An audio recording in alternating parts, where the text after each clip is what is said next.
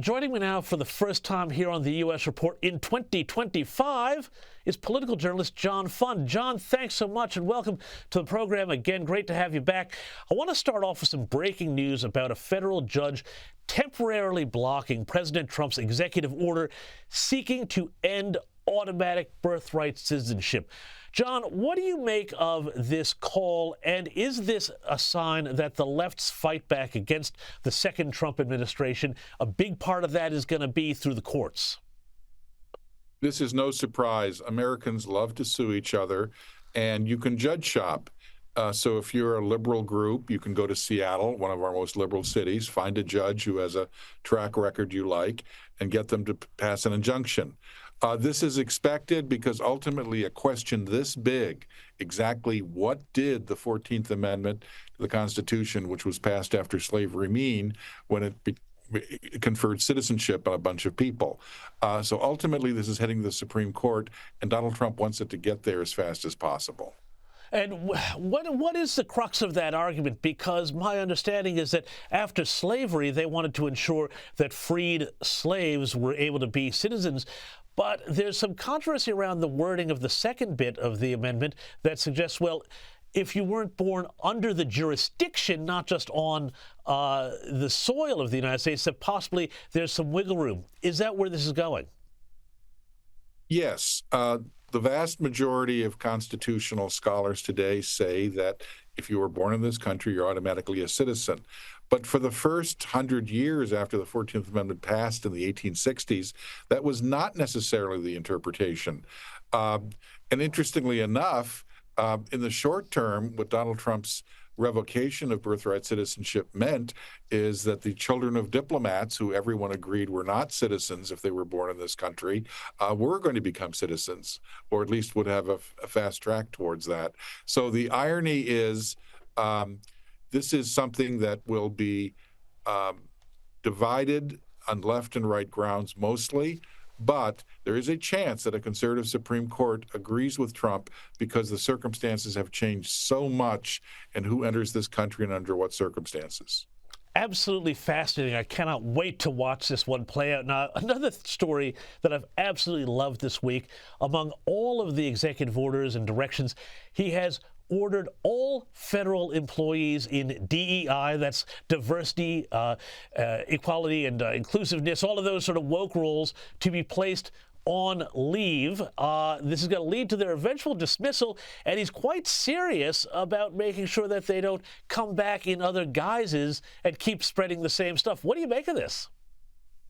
Well, I think it's a great precedent because I have to tell you, if we could get a significant number of federal workers, regardless of what their job title is, to stay at home, be paid administrative leave, and not pass new regulations on the country, and not give out money to left-wing pressure groups, we'd be saving a lot of money despite still paying their salaries. So maybe this would be a precedent not just to get rid of loathsome DEI programs, but to spread this across the federal government.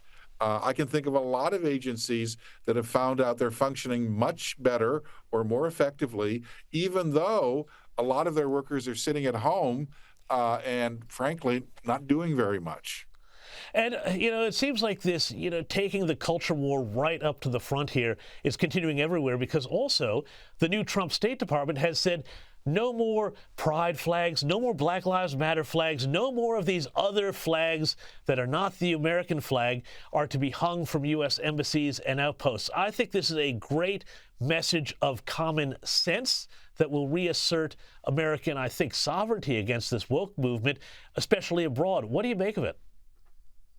Well, it's always been bizarre that only a couple of flags are given this special privilege.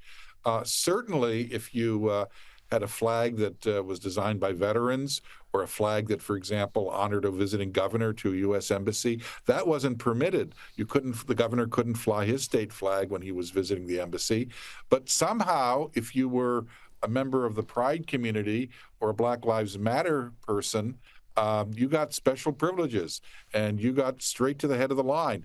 Clearly an ideological statement that is not appropriate when reflecting the values of the entire United States government.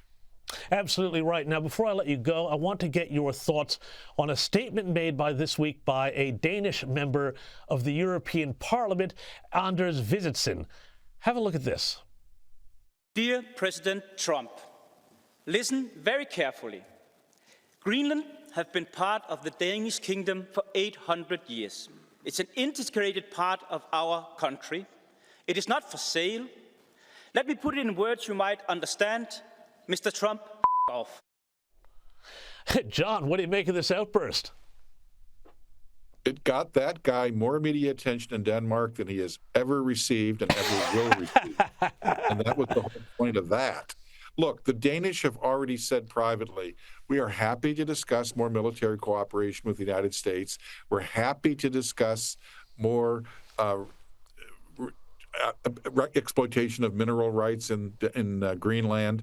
But this performance art that Trump does, where he says Canada can be the 51st state, will buy Greenland, it's certainly gotten the attention of the Danes, and I think that they're going to come to the table more quickly than they otherwise would.